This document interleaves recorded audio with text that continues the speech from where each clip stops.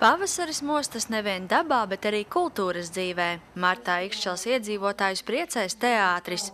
Teātra dienu tradīcija Ikšķelē ir ļoti sena, bet savulaik piemirsta. Atjaunosim to pilnā krāšņumā, sola kultūras darbinieki.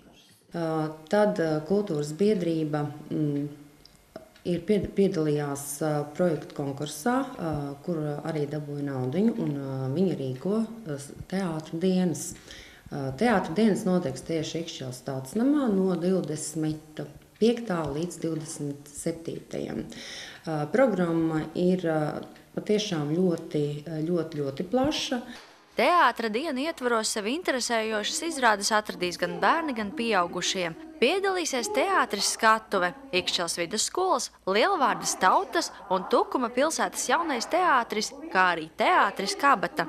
Ar pasākumiem bagāts būs arī aprīlis, kad ikšķelieši un viesi tiks aicināti uz ceļojumu pa mākslas dienām. Lielākais akcents pilnīgi viennozīmīgi ir Henriksona ģimenes izstāde, kas atklāšana būs 9.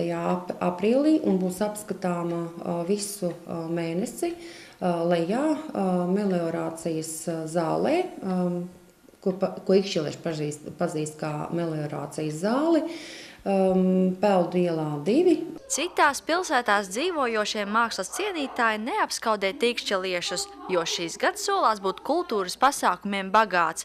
Plašāka informācija par Ikšķeles mākslas pasākumiem meklējiet www.ikšķele.lv, vietējos preses izdevumos un, protams, skatoties Ogres televīziju.